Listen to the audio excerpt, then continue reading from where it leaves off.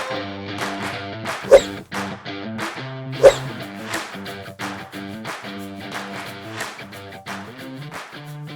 siang teman-teman, saya Felicia Kastari. Hari ini kita lagi ada di Wadaya College nih. Dan saya sedang bersama owner dan foundernya Wadaya College, Dr. Anton Wadaya. Apa kabar nih Pak Anton? Alhamdulillah Mbak Vel, semuanya baik dan lancar.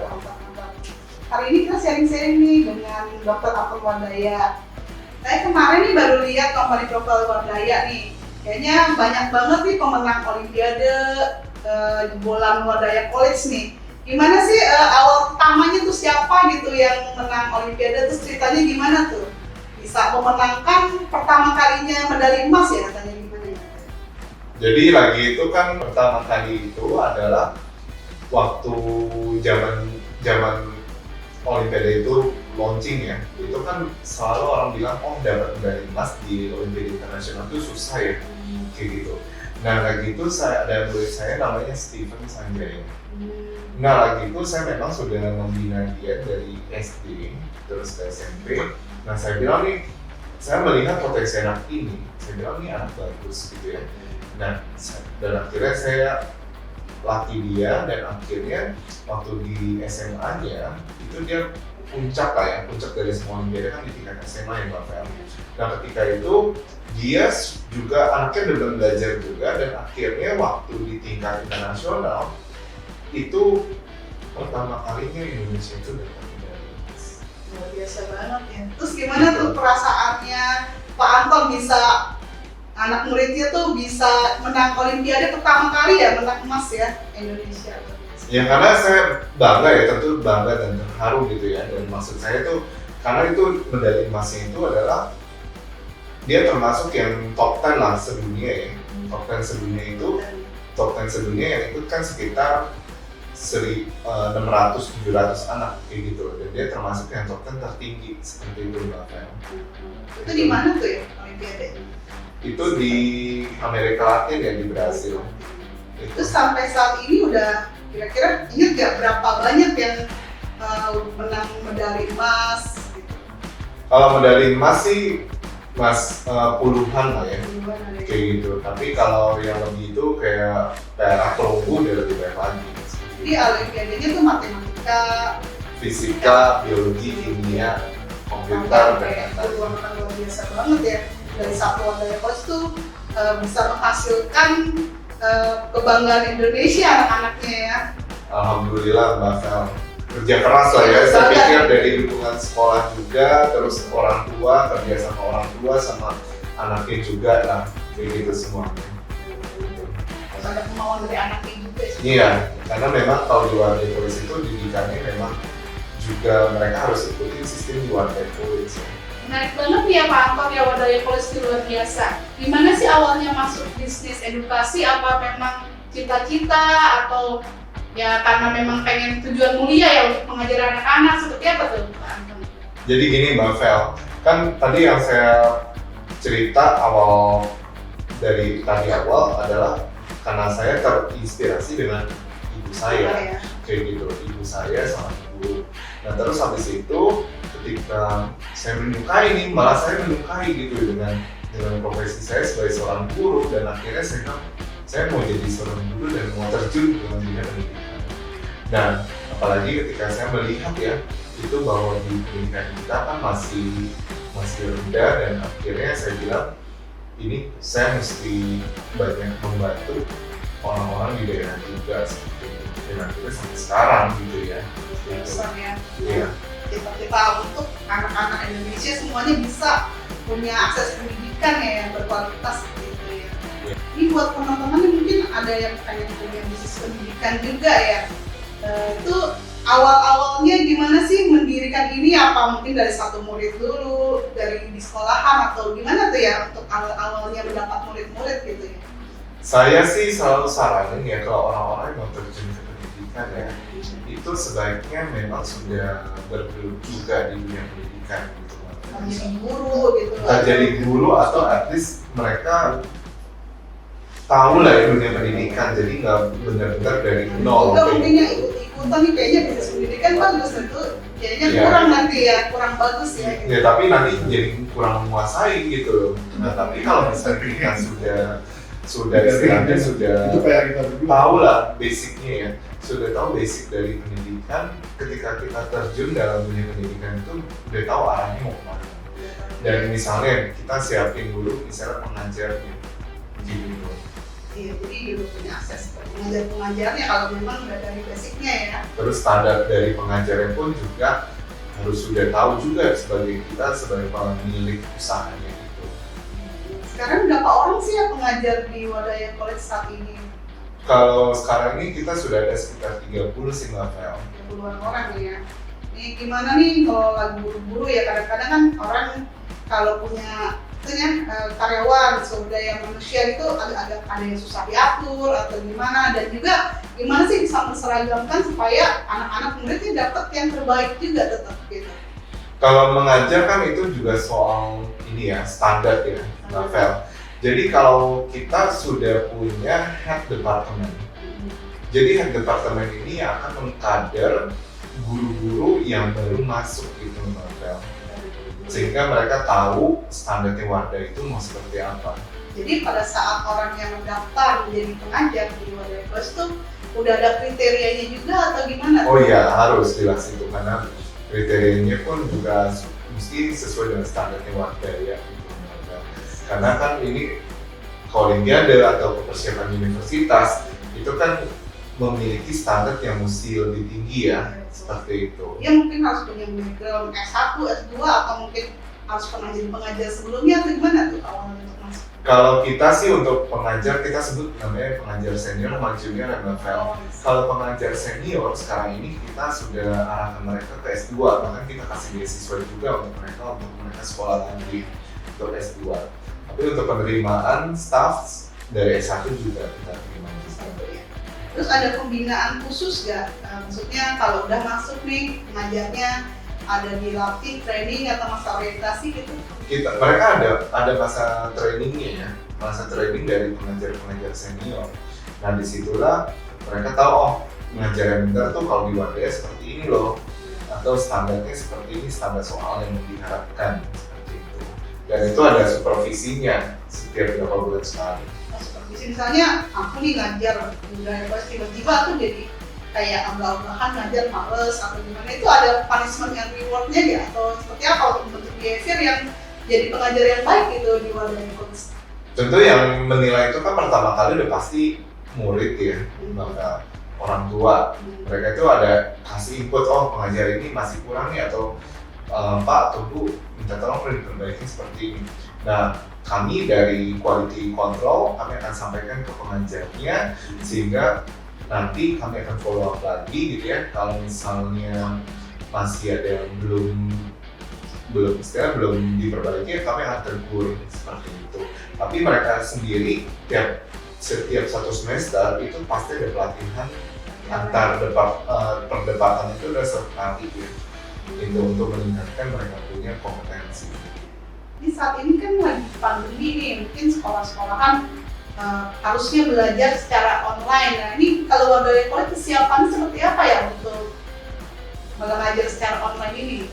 Karena kita sebenarnya kan tadi yang saya sudah mention sebelumnya Novel, dari tahun 2014 Wadaya College itu sudah membuat kelas online. Jadi di tahun 2020 ya waktu masa pandemi itu dimulai, kami sih nggak kaget gitu ya, karena semua materi atau peralatan pun itu kami sudah siapkan jauh hari, termasuk guru-guru beradaptasi dengan pembelajaran online juga mereka udah terbiasa seperti itu. Ada kendala nggak sih kalau ngajar online sama ngajar secara langsung gitu? Bisa jadi kan ya kalau namanya kita ngajar langsung aja kadang-kadang muridnya males gitu ya, lagi ngantuk atau apa. Itu kalau ngajar online apa gimana tuh ya untuk supaya mirip lah dengan pada saat belajar tatap muka gitu? Kalau pembelajaran online tentu ada tantangannya ya. Jadi kalau mereka lagi turn off kamera kan kita nggak tahu lagi mereka lagi ngapain gitu. Jadi mereka itu selalu kita ini sih ada simulasi istilahnya supaya mereka itu tidak bosan ya. Itu misalnya kita ada main game Kahoot gitu ya, terus ada ada istilahnya mereka ada refreshingnya juga gitu loh. Jadi bukan cuma belajar tok doang. Seperti itu Mbak. Tapi ada batas waktu ya, orang bisa melihat online terus ya, jadi lebih harus interaktif lah mungkin ya seperti itu Iya. ya. Ya, jadi banyak yang istilahnya mereka itu sebenarnya pembelajaran online itu membuat kitanya sendiri juga lebih kreatif dan inovasi sih Mbak Vel. Iya. Itu gimana sih supaya membuat anak-anak ini nggak bosan Jadi gitu. engage dengan pengajarnya seperti itu. Bener banget gitu. Apa sih ke depannya keinginan Anton untuk Wardayan Coach ini nih? Kita sendiri sih sekarang ini sudah buka SMA ya, SMA Wardaya. Nah, terus kita punya education consulting juga saat ini. Terus kalau Wardaya Coach kan memang sudah ada. Nanti ke depannya kita berharap SMA Wardaya ini bisa ada dari berbagai daerah sih di Indonesia. Jadi yang SMA ini udah jalan atau belum? Sudah jalan, sudah jalan tahun ini. Oh, tahun ini ya? Iya. Udah berapa tuh muridnya saat ini? Saat ini kalau SMA Wardaya 13. 13 ya? Hari ini kita mau sharing-sharing nih dengan Pak Anton Wardaya nih. Boleh gak nih ceritain masa kecilnya Pak Anton, masa remaja dan masa kuliah Pak Anton bisa membuat Pak Anton yang saat ini tuh gimana? Jadi waktu kecil itu saya itu 4 bersaudara, Mbak Vel. Nah terus ibu saya itu seorang ibu rumah tangga saja. Nah waktu kecil itu saya sudah umur 14 tahun itu ayah saya sudah meninggal ya karena sakit gitu. Nah dari situ saya gimana caranya saya bisa melanjutkan studi saya, dan puji Tuhan ya saya bisa dapatkan beasiswa S1 saya di Universitas Parahiangan Bandung. Nah saya pun kosnya pun juga ini ya, saya ngekos di tempat yang paling murah Mbak Vel, yaitu di sebelah kuburan. Nggak ngeri tuh kalau di depan dulu. Ya tapi karena untuk mengubah nasib ya, saya mau harus istilahnya harus gimana caranya supaya saya bisa lulus secepat mungkin gitu. Dan saya itu dulu makannya pun juga terbatas ya, seperti itu. Jadi hemat-hemat gitu makannya. Iya, dan akhirnya puji Tuhan 3,5 tahun itu saya bisa selesai S1 saya, lalu habis itu saya melanjutkan lagi studi S2 saya itu di IPB selama 1,5 tahun dan dapat beasiswa juga, dan terakhir itu saya Luar biasa nih. Tuh kalau katanya masa kecilnya ini sudah meninggal, terus mama gimana nih? Berapa bersaudara sih ya Pak Anton? ya, jadi mama saya itu kan single parents ya, jadi beliau itu sampai akhirnya mesti jual plastik dari pasar ke pasar, sampai akhirnya di hari tuanya beliau itu sampai turun berok gitu. Dan itu saya nggak bakal lupa ya jasa beliau. Jadi saya ingat banget perjuangan mama saya itu luar biasa ketika bisa membesarkan kami semua. Kami sendiri pun juga bekerja. Berapa bersaudara tuh ya Pak? 4 bersaudara. 4 ya. Jadi sendiri sama mama. Sama mama saya, dan kita semua juga bekerja gitu ya. Dan waktu liburan sekolah ketika teman-teman saya mungkin pulang liburan gitu ya, terus saya nggak punya kesempatan itu untuk misalnya liburan karena saya masih harus bekerja. Kerja di mana tuh gitu ya? Bekerja di toko saudara saya itu. Jadi kan kalau liburan saya bekerja di toko saudara, tapi kalau di hari-hari biasa itu saya ngajarin adik-adik teman saya sih. Ini ngelesin dari kecil ya mungkin kan Gitu. ngelesinnya. Luar biasa. Terus apa yang diingat dari perjuangan mama, misalnya ada suatu kejadian tertentu gitu yang membuat harus cepet-cepet ngebahagiain mama gitu, apa tuh ya? Jadi karena saya udah maksudnya saya udah kehilangan papa ya, jadi itu sangat saya bilang saya gimana caranya saya bisa membahagiakan orang tua. Jadi dulu saya nggak punya kesempatan saya bisa keluar negeri, maaf ya.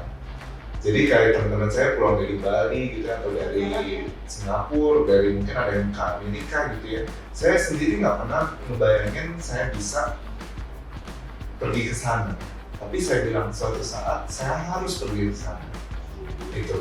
dan saya harus bawa mama saya juga untuk pergi ke sana.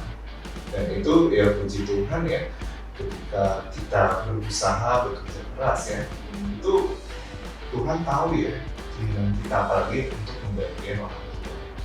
Makanya saya selalu punya prinsip keberhasilan saya itu harus lebih cepat daripada hembusan terakhir orang tua saya.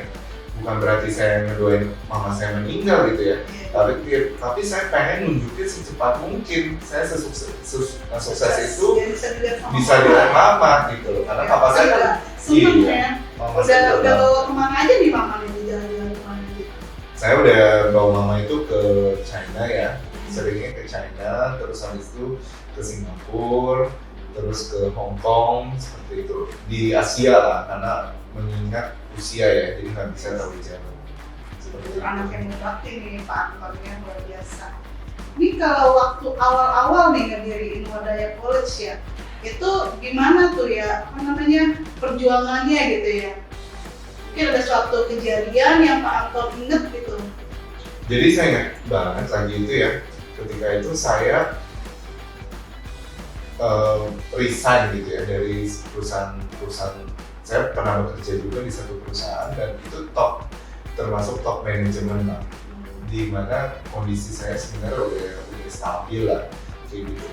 Nah tapi lagi itu saya doa gitu ya, gitu sesuai kepercayaan saya diminta untuk membangun Indonesia gitu. Ini pada saat doa tuh dapat kayak inspirasi gitu ya. Saya dibilang kamu resign, kamu harus membangun Indonesia. Saya sampai bertanya loh, Tuhan ya gitu. Padahal saya udah posisi nyaman gitu di perusahaan ini, gaji saya udah oke lah gitu ya. Dan tapi akhirnya saya memutuskan, saya ingat banget gitu ya, tanggal 30 Juni ya, saya itu terakhir bekerja di perusahaan itu sampai tahun berapa tuh 30 tahun? Tahun 2012. Makanya 2013 ya pendirinya. Iya. Jadi lagi itu 2012 itu saya mendirikan, saya resign gitu ya. Dan itu akhirnya saya itu mendirikan Wadaya College. Jadi permulaan itu saya juga gak kerja juga gitu ya. Muridnya itu baru 5 orang bahkan. Ya 5 orang ini tahu dari mana kalau ada berdiri Wadaya College, atau dari kenalan saudara atau gimana tuh? Jadi saya ingat banget ya, namanya Urey, ini keluarga namanya Urey. Jadi sebelum saya kan dulu pernah jadi guru ya, sebelum saya bekerja di perusahaan ini. Jadi saya bekerja jadi guru, terus abis itu orang tuanya itu masih nyimpen nomor telepon saya. Dia bilang, Pak, masih ingat gak anak saya namanya Urey? Gitu kan? Ya saya bilang ingat lah Bu, Ibu Urey, saya bilang gitu kan. Nah ini adiknya nih, masih ada nih. Itu untung Bapak nggak ganti nomor gitu ya. Terus abis itu, dan saya ingat banget 30 Juni, tanggal 1, 2, 3-nya itu saya nggak ngapa-ngapain Bapak. Jadi berarti nggak ada planning gitu ya sebenarnya? Nggak ada planning. planning. Memang pengen memajukan pendidikan itu doang ya? Jadi saya bilang Tuhan, ini saya resign ya Tuhan. Tapi kalau Tuhan pengen saya ngebangun Indonesia, Tuhan kirimkan orang-orang yang punya hati buat Indonesia. Saya cuma ngomong doa seperti itu aja.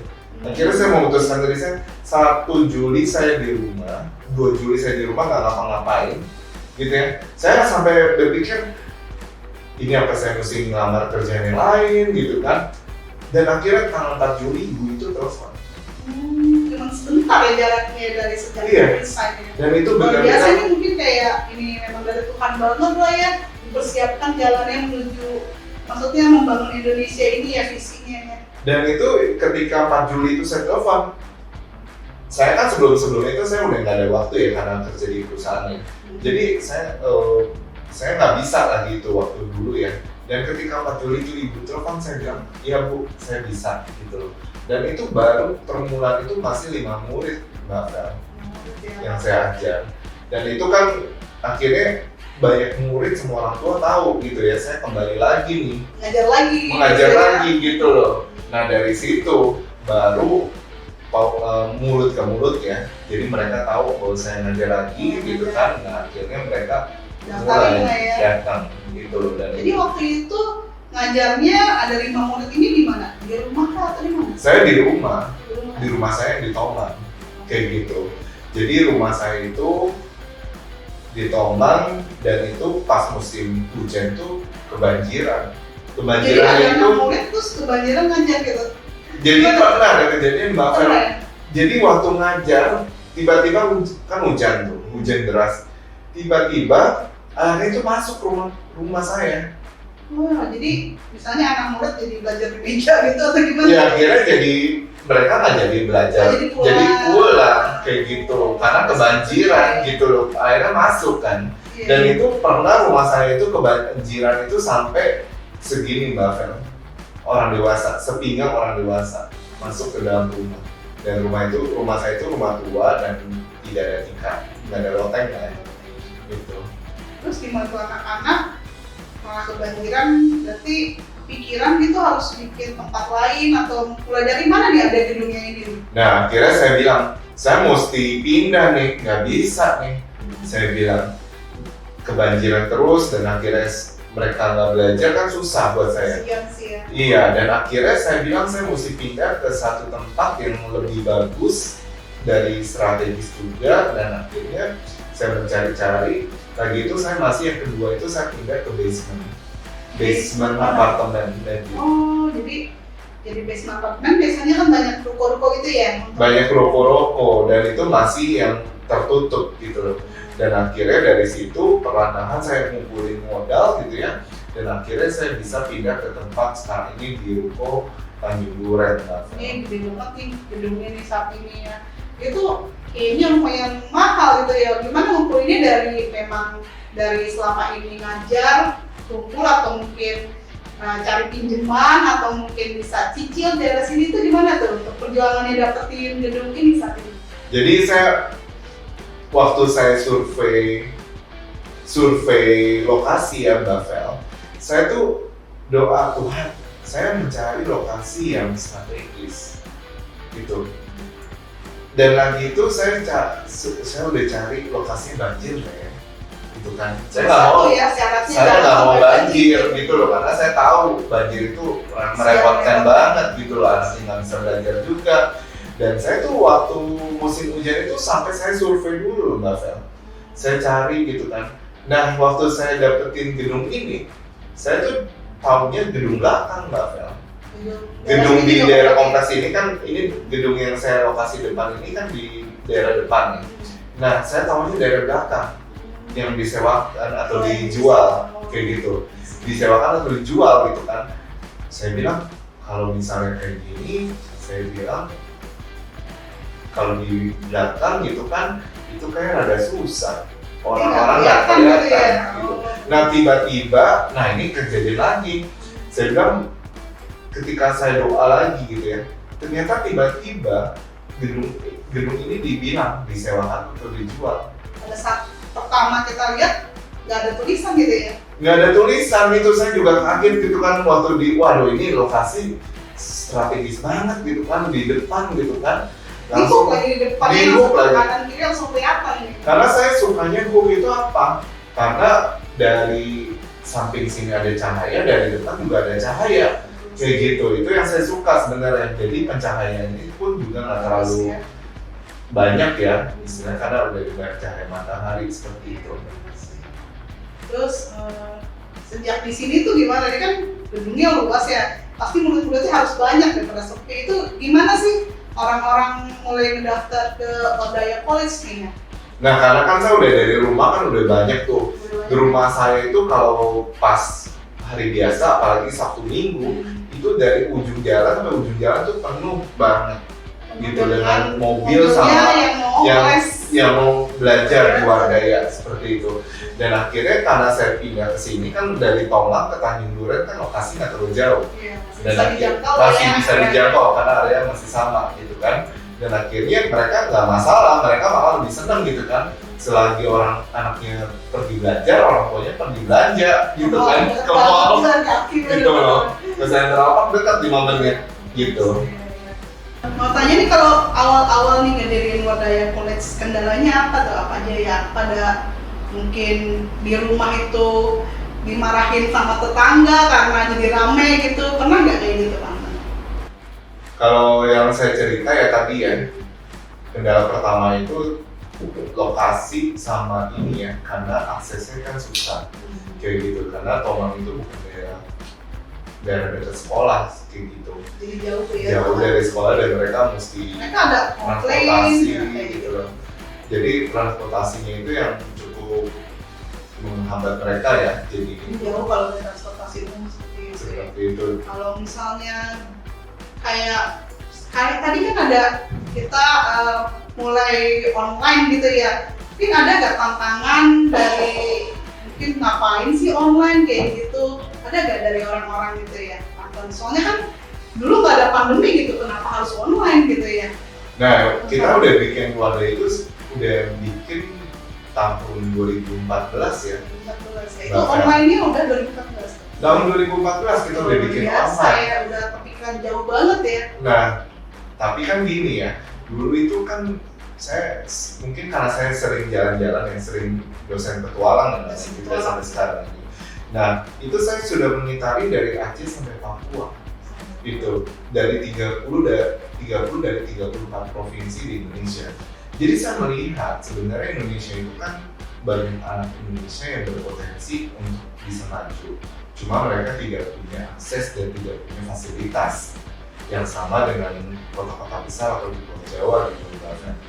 Nah, apalagi negara kita kan negara kepulauan ya, dibatasi sama laut. Tentunya sangat susah sekali kalau kita mau daerah satu ke daerah lain itu harus terbang gitu kan, dan biayanya costnya tinggi banget gitu.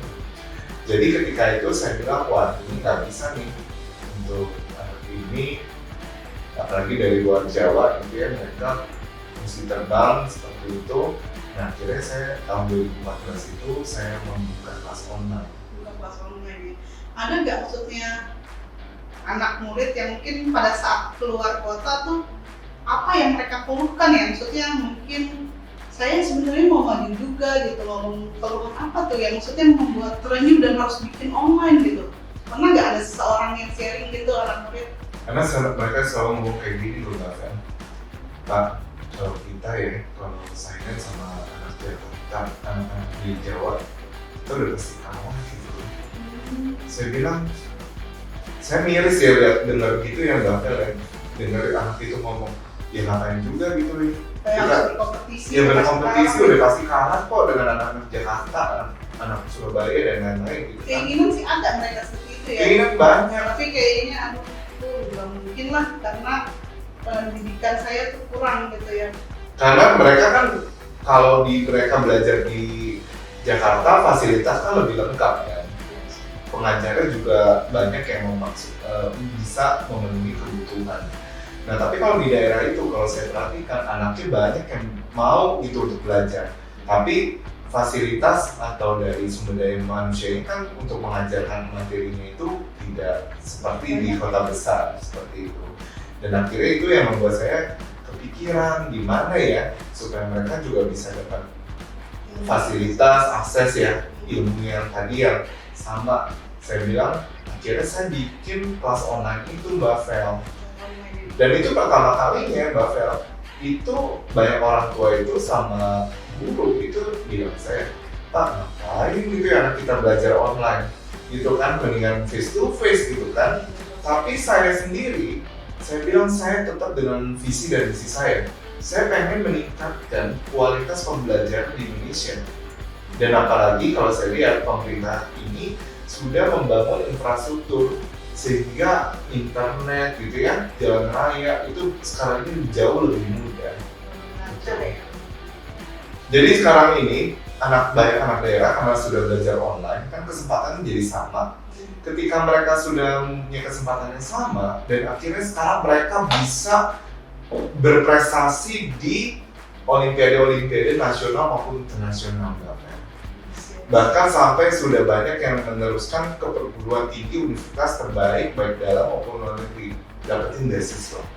Nah sekarang ketika mereka sekarang udah ngomongnya beda, mereka ngomongnya sekarang kami pun bisa Pak, kayak gitu loh, dengan sama dengan anak-anak di Jakarta atau di Jawa. Jadi mereka itu ketika mereka udah bilang seperti itu, orang tuanya juga ngomong seperti ini. Anak kita aja bisa berprestasi, bisa masuk ke perguruan tinggi terbaik dunia. masa kita yang orang dewasa nggak bisa gitu kan. Dan akhirnya itu memacu orang dewasa pun percaya diri mereka semakin meningkat bahkan. Nah ketika semua orang di daerah itu punya pikiran bahwa sebenarnya mereka bisa, akhirnya pembangunan daerah pun semakin meningkat. Biasa banget nih ya visinya dari Wardaya College, bisa memajukan setiap daerah walaupun itu terpencil di luar pulau sekalipun ya, yang susah dijangkau gitu ya. Terus juga katanya ada apa namanya ya, sharing tentang perguruan tinggi mungkin yang nanti didapatkan, itu seperti apa ya? Jadi kami setiap tahunnya, setahun itu kami adakan 2 kali, yaitu di bulan Agustus dan di bulan Februari. Itu kami mengadakan namanya Wardaya Education Expo. Education. Kami mengundang semua universitas dan berbagai negara dari Australia, Amerika, Singapura, Kanada, England, dan lain-lain, termasuk Indonesia dalam negerinya. Itu semua setiap admission office, setiap kantor penerimaan itu bisa memberikan webinar di Wardaya. Dan itu dihadiri, yang sekarang ini dihadiri lebih dari 50 universitas dan lebih dari 15.000 peserta dari berbagai. Itu harus ikut Wardaya College dulu untuk ikut apa namanya expo-nya atau gimana tuh? Kalau untuk expo terbuka untuk umum Mbak Vel, dan gratis lagi. Dan kapan lagi tuh? Untuk tahu tuh dari mana tuh? Misalnya ya akan ada webinar dari universitas apa, itu infonya dari mana ya? Biasanya kami pasang pertama di website, yang kedua itu kami pasang di Instagram kami @wardayacollege_official. Wardaya College Official. Kalau website-nya apa namanya? wardayaonline.com. Wardaya Online. Itu juga yang tadi ada online-nya itu ya, pembelajaran di situ juga. Ada pembelajaran online juga Mbak Vel. Itu. Kalau untuk materi dari pembelajaran online ini sama dengan yang langsung datang dulunya kan mungkin nggak online doang ya. Itu sama nggak materinya atau ada perbedaan? Kalau materi yang onsite sama online itu sama persis. Cuma cara belajarnya yang beda. Yang satu face to face gitu, yang satu lagi belajar pakai Zoom. Biasa Itu ya, aja sih. kayak sekolah online saat ini seperti itu. Iya ya. benar Mbak Vel. Ada nggak kendalanya tuh kalau misalnya online dibanding tatap muka gitu buat pengajarnya gitu ya? Kalau kendala tentu interaksi ya. Kalau kita ngomong interaksi tentu lebih enakan sih kalau kita ngajar face to face. Nah tapi kan kendala sekarang ini hambatannya ya kita nggak bisa face to face ya, Iya, selama pandemi ini. Ya. Nah tapi keunggulannya sebenarnya kita bisa belajar kapan saja dan di mana saja, karena anak-anaknya itu bisa datang dari berbagai daerah di Indonesia. Bahkan ada anak Indonesia yang sekolahnya di luar negeri, mereka join juga di kelas kami bahkan. Bisa juga ya Pak, dari karena adanya online ini ya. Ada online ini. Mau dimanapun jadi bisa belajar juga, mungkin bisa di playback kalau misalnya modelnya video gitu ya, apa gimana ya? Iya, ada yang video, terus yang kedua itu kita punya live class-nya. Oh, ada live class, bisa nanya langsung. Jadi bisa tanya langsung, Pak, kalau ini saya nggak ngerti bagian sini, nanti dijelasin lagi sama Pak pengajar. Enak juga tuh ya jadinya ya. Kadang-kadang kan mungkin nggak harus bisa datang ke sini, sekarang dari luar negeri juga bisa jadi pemenang olimpiade juga. Bisa Mbak Vel, bahkan sekarang ini orang tua senang juga ya dengan adanya seperti ini, kan pembelajaran online itu kan menghemat waktu ya, mobilitas. Iya betul. Itu. Nggak harus datang gitu ya. Iya, nggak usah datang, apalagi misalnya dari Medan gitu kan, atau dari Kalimantan, Pontianak. Mereka kan nggak harus terbang ke Jakarta, Iya sih. tapi bisa mendapatkan materi yang sama seperti itu. Luar biasa nih inovasinya. Dari tahun berapa ini ya untuk online itu? Dari Kita kalau online ini tahun 2014 Mbak Vel, 2012 tapi Wardaya sendiri berdiri tahun 2013. Waktu pertama-tama tuh banyak yang, maksudnya kan namanya baru pertama online tuh ada gak kesulitan barrier tertentu? Apalagi mungkin yang lain di luar sana belum ada yang online ya, jadi nggak punya standar tertentu tuh. Awal-awalnya merintis online tuh seperti apa ya? Ada kesulitannya apa atau ada cerita tertentu? Kesulitannya itu tentu yang pertama kali dihadapi adalah gimana caranya anak ini menjadi digital dari yang konvensional kan. Iya betul. Nah ini kan nggak semudah itu, apalagi mindsetnya orang tua. Kalau anak mungkin lebih gampang lah untuk belajar ya, untuk belajar. Tapi orang tua ini yang belum tentu segampang itu. Karena biasanya orang tua itu kan maunya belajar itu face to face. Anaknya Nggak lihat dianggap langsung. belajar lah kalau nggak ketemu Nggak sama ketemu guru guru, gitu ya. gitu kan. Betul sih. Nah sekarang ini mereka jadi belajar mesti online. Nah tapi ini kalau saya bilang kesadaran dari masing-masing anak. Dan tentu kerjasama dari orang tua ya. Untuk ngawasin Untuk juga. ngawasin, monitor Ya. juga seperti itu. Misalnya nanti anakku pengen masuk Harvard ya, itu chance-nya lebih besar dengan ikut SMU-nya Wadaya atau mungkin SMA lain gitu. Gimana ya Pak? Gini Mbak Vel, keunggulan dari SMA Wadaya karena tadi punya sertifikat nasional punya dari Kementerian Pendidikan, terus punya sertifikat Cambridge dari level ya dari Cambridge University. Satu lagi adalah sertifikat profesional. Itu membuat mereka itu gampang sekali diterima di universitas-universitas luar negeri. Karena memang udah ada standarnya ya. Karena- di situ. Yang paling tinggi kan adalah sertifikat Cambridge level Oh, yang diakui secara internasional. Jadi ketika mereka apply dengan sertifikat itu akan lebih mudah lagi untuk anak itu chances jadi lebih gede lagi. Apalagi kan biasanya kalau di sekolah-sekolah internasional biasanya yang saya tahu nih uang sekolahnya itu lebih daripada 1 juta iya, kayak betul. gitu. Nah kami ingin SMA Wadaya ini gimana caranya mereka itu bisa belajar dengan kualitas yang bagus tapi dengan harga yang terjangkau sehingga mereka bisa menuju universitas-universitas unggulan dan beasiswanya. Dan apalagi SMA Wadaya itu sudah terkoneksi, terhubung dengan banyak universitas itu. Dan itu bisa dilihat mereka itu datang ke Wadaya Education Expo-nya kita. Berarti kan kita diakui sebagai institusi yang bereputasi sangat bagus. Pak Antoni udah luar biasa nih dengan Wadaya College, ada SMU Wadaya. Nextnya seperti apa sih yang tujuan atau impian dari Pak Anton Wadaya nih ke depannya untuk Wadaya College? Jadi sebenarnya yang kita ingin lakukan itu adalah kita pengen menciptakan suatu sertifikasi Mbak Vel yang standarnya itu bisa nanti diakui secara internasional juga. Karena kalau kita lihat sekolah-sekolah internasional itu kan mereka mengadopsi kurikulum luar dan itu mereka harus membayar lisensi itu sangat mahal. Nah, saya bilang dengan kurikulum yang kami bentuk dan bisa diterapkan di berbagai daerah di Indonesia itu sangat membantu sekali sekolah-sekolah itu untuk meningkatkan mereka punya kualitas itu. Makanya nanti kami akan membuat sertifikasi juga, sertifikasi Wadaya, di mana sertifikasi itu, sertifikatnya itu dapat dipakai untuk apply ke universitas unggulan dan dapat beasiswanya.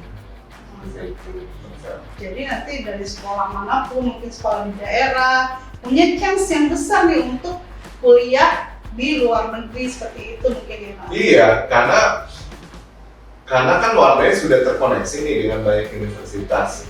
Nah, akan lebih mudahnya lagi ketika kami membuat satu sertifikasi dan itu diakui dengan unit-unit tersebut seperti itu. Iya, Makanya kenapa kami buat SMA-nya dulu gitu ya, dan SMA ini ketika nanti sudah bisa berjalan biasa lagi setelah pandemik ya, itu akan diduplikasi ke berbagai daerah di Indonesia. Sehingga ketika setiap daerah punya sekolah-sekolah ini, ya sekolah-sekolah yang memakai kurikulum Wadaya, nah sekolah-sekolah inilah yang menjadi agen perubahan untuk daerah setempat. luar biasa banget ya. Memberikan kesempatan pada banyak anak Indonesia untuk bisa lebih maju lagi ya. Untuk lebih maju lagi, apalagi sekarang ini nggak zaman digital ya. Jadi guru-gurunya pun kami bina dulu gitu ya, sehingga mereka siap untuk mengajar. Jadi nanti yang dibina gurunya aja atau memang sertifikasinya itu dari Wadaya sendiri yang nanti akan ngasih edukasi guru? Ya nanti kami akan mengeluarkan sertifikasi sendiri gitu, yang dimana kalau sekolah yang memakai kurikulum kami itu akan kami keluarkan sertifikasi itu dan sertifikat itu akan dia. Pertanyaan penutup nih Pak Anton, siapa sih seseorang yang mempengaruhi Dr. Anton Wardaya saat ini yang mempunyai Wardaya College dan juga sampai S3 itu, siapa yang benar-benar inspiring lah, tokoh yang mempengaruhi kehidupannya Dr. Anton saat ini? Kalau saya ingin mengucapkan banyak terima kasih kepada guru-guru saya, guru-guru saya yang luar biasa telaten mengajar saya gitu ya, sehingga saya bisa menjadi seperti sekarang ini. Nah, khususnya kepada guru saya yaitu Ibu Endang Setiawati. Jadi beliau itu menginspirasi saya bisa menjadi guru juga. Jadi beliau katakan seperti ini waktu itu di kelas, kalau kamu mau jadi kaya, jangan jadi guru. Karena guru itu bukan mungkin secara finansial itu cukup gitu ya, tapi tidak membuat kamu jadi kaya seperti itu. Tetapi kekayaan seorang guru adalah ketika melihat murid-muridnya berhasil. Sangat Gitu. inspiring banget untuk kita juga mau ngajar anak murid yang maksudnya dari mungkin nggak tahu sekarang bisa sukses. Ada siapa gitu yang muridnya Pak Anton Wardaya yang mungkin sangat Pak Anton banggakan saat ini gitu? Iya, jadi saya ingat sekali beliau itu sampai lanjut seperti ini loh, Mbak Vel. Ketika kita bisa melihat murid-murid kita berhasil, dan itu tidak dapat dibandingkan dengan materi apapun juga. Itu. Jadi sama seperti Ibu Endang katakan itu, saya melihat sekarang murid-murid saya sekarang itu sudah pada lulus kuliah, sudah pada bekerja gitu ya, dan mereka message saya gitu ya. Jadi saya senang sekali gitu ya. Jadi guru itu seperti seorang yang lagi nabur benih. Ada yang jatuhnya di tanah subur gitu kan, ada yang mungkin jatuhnya di tanah berbatu-batu gitu ya. Nah, ketika saya melihat murid-murid saya itu berhasil satu persatu dan mereka bilang, Pak, thank you ya atas pengajaran Bapak selama ini sehingga saya bisa berhasil. Nah, itu kebahagiaan saya luar biasa sebagai seorang guru mereka juga. Kalau misalnya masalah mental nih, kalau yang perempuan mungkin ada yang nggak pede kayak gitu, itu gimana sih selain pengajaran mungkin hard skill ya, supaya melatih mentalnya anak-anak nih, mungkin terutama yang cewek kadang-kadang kan yang mungkin lebih merasa kebanyakan cowok gitu, gimana tuh ya untuk melatih mentalnya anak-anak murid di Wardaya College? Nah, kalau mereka itu dibiasakan untuk kalau kamu mau ikut Olimpiade, kamu juga mesti siap menang, siap juga kalah gitu. Dan kalau menurut saya Olimpiade itu kan cuma bonus ya, bonus, reward gitu loh, istilahnya kamu bisa menang. Dan kalau saya bilang itu mentalnya itu yang perlu dibentuk, Mbak Vel. Itulah yang saya bilang soft skill ya. Betul. Jadi mental itu gimana mereka bisa menjadi manusia yang seutuhnya. Saya selalu ngomong sih kepada murid-murid saya, kalian jangan cuma IQ doang yang diasah, gitu ya. Jangan cuma kemampuan matematik kamu atau fisika kamu. Nah, yang lebih penting lagi adalah kamu gimana caranya kamu siap menang, siap kalah gitu ya, atau kamu bisa berkomunikasi dengan orang lain dan kamu bisa gimana presentasi yang bagus juga. Nah, itu yang menurut saya menjadi manusia yang seutuhnya, Mbak Vel. Selain Wardaya College, terus SMA Wardaya, terus ada Webinar Expo dengan universitas luar negeri, itu apalagi yang dikembangin ya sama Wardaya? Sekarang ini kita bentuk satu divisi lagi, namanya Wardaya Education Consulting and Agency Weekend. Yang itu apa sih yang dikerjain di situ? Nah, ini adalah penghubung antara Wardaya sekolah-sekolah dengan universitas juga. Jadi kalau misalnya bagi parents ya, students yang ingin konsultasi nih, anak saya mau masuk ke jurusan ini, bagusnya univnya mana Pak? Nah, mereka bisa datang ke Wardaya Education Consultant ini, Mbak Vel. Jadi mereka itu akan konsultasi one on one dengan konsultan-konsultan kami dan mereka akan mendapatkan pengarahan yang terbaik seperti itu. Misalnya aku baru lulus kuliah, terusnya bingung nih masuk jurusan apa, bisa nih ke agensinya Wardaya gitu ya, nanya-nanya dulu universitas apa yang cocok buat saya, mungkin saya budgetnya berapa, itu seperti itu ya. Ada hal lain nggak servis yang diberikan oleh agensi ini ya? Iya, jadi kalau kami kan pengurusan studi untuk jenjang S1, S2, dan S3. Kalau misalnya ditanya kenapa sih kita mesti ke Wardah Education Consulting? Karena pertama dari konsultannya, kita dari lulusan seperti dari MIT, Harvard gitu ya, dari univ-univ top juga itu. Kita udah punya pengalaman lah ya. Yang punya kuliah di pengalaman situ. seperti itu ya, sehingga mereka bisa mengarahkan yang tepat gitu ya, sesuai kebutuhan dari anak dan orang tua. Terus yang kedua, kami memberikan kelas bridging ya, kelas bridging sehingga mereka itu siap untuk menghadapi kuliahnya. Dan kelas ini kami akan berikan kepada siswa-siswi yang mengurusi dokumen yang lewat kami gitu ya, dan jadi kuliah di universitas yang mereka tuju tadi. Itu. I see. Jadi mempermudah lah daripada kalau misalnya kita sendiri daftar nggak ngerti caranya, jadi makin lama seperti itu ya. Iya, karena kan kami punya alumni itu sudah tersebar ya, dari Australia, Amerika gitu ya, terus habis itu di China, di Jepang, di Malaysia, Singapura, dan lain-lain, UK gitu ya.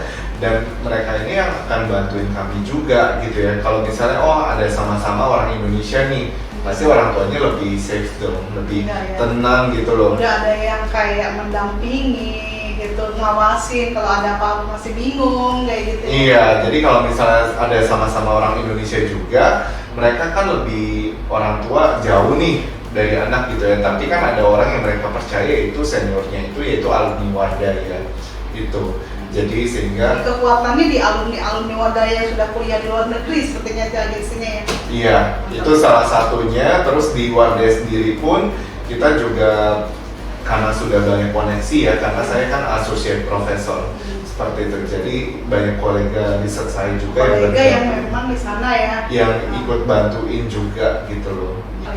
Pak Anton, saya jadi pengen belajar lagi nih, ada Wardah College yang maksudnya macam-macam nih ya. Tapi kan saya udah maksudnya bukan anak sekolahan ya. Itu ada nggak yang buat meningkatkan karir kayak gitu, kursus-kursus di Wardah ya? Nah, kami sudah buka juga Mbak Vel. Kelas-kelasnya namanya kelas profesional. Kelas profesional ini buat apa sih? Jadi buat kita yang sudah kuliah, selesai kuliah nih, kita udah kerja bahkan ya, banyak yang ikutan kelas ini Mbak Vel. Jadi mereka tuh kan nggak mungkin balik lagi dong ke bangku kuliah, sedangkan jurusan misalnya kayak digital marketing atau data science gitu ya, atau actuarial science kan baru bermunculan sekarang ini. Jadi ketika mereka itu pengen meningkatkan karir mereka, yang tadi yang Mbak Vel bilang gitu ya, mereka ngambil kelasnya di kami. Nah, ada tuh ya? Ada. Kami bahkan udah banyak. Udah buka kelasnya apa aja tuh jurusannya? Yang kita buka itu pertama itu adalah data science dan artificial intelligence. Yang kedua itu adalah digital marketing. Data science dan artificial intelligence itu belajar programming gitu ya, mempergunakan Python programming.